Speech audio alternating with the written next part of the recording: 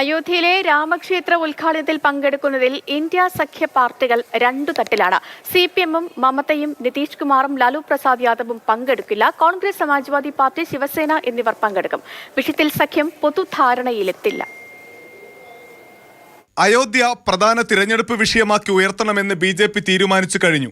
അതിനെ എങ്ങനെ നേരിടണം എന്ന കാര്യത്തിൽ ഇന്ത്യ സഖ്യത്തിൽ ധാരണയൊന്നുമായില്ല. ചടങ്ങിൽ പങ്കെടുക്കണമോ വേണ്ടയോ എന്ന കാര്യം ഇന്ത്യ സഖ്യത്തിന്റെ കഴിഞ്ഞ യോഗത്തിൽ ചർച്ചയായിട്ടില്ല. പ്രധാനമന്ത്രി മുഖ്യാതിഥിയായും BJP മുഖ്യമന്ത്രിമാർ പ്രധാന റോളിലുമുള്ള പരിപാടിയിൽ പങ്കെടുത്താൽ അത് തിരഞ്ഞെടുപ്പിന് മുൻപ് ഗുണമാകില്ല എന്ന് മമതാ ബാനർജി വിലയിരുത്തുന്നു.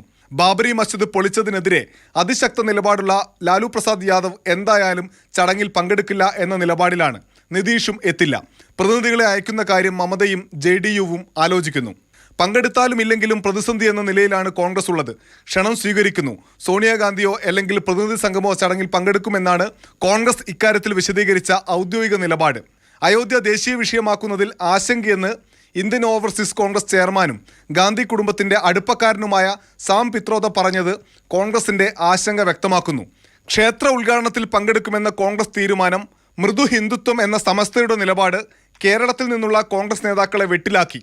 ഇക്കാര്യത്തിലെ ചോദ്യത്തിൽ നിന്ന് KC വേണുഗോപാൽ ഒഴിഞ്ഞുമാറി. അക്കാര്യത്തിൽ നിങ്ങൾക്ക് സമയം യഥാസമയം കൃത്യമായിട്ടുള്ള മറുപടി കിട്ടും. ഇതിപ്പോ യാത്രയ്ക്ക് വേണ്ടിയിട്ടാണ് നിങ്ങൾ ചോദിച്ചതാണ്. നിങ്ങൾക്ക് പല ചോദ്യങ്ങൾക്ക് ഉത്തരം പറയാൻ ഞാനില്ല.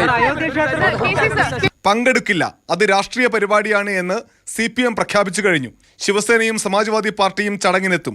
ചുരുക്കത്തിൽ രാമക്ഷേത്ര ഉദ്ഘാടനം ഇരുതല മൂർച്ചയുള്ള വാളായി ഇന്ത്യ സഖ്യത്തിന് മുന്നിൽ നിൽക്കുന്നു. ഡൽഹിയിൽ നിന്ന് അനൂപ് ദാസ്, മാതൃഭൂമി ന്യൂസ്.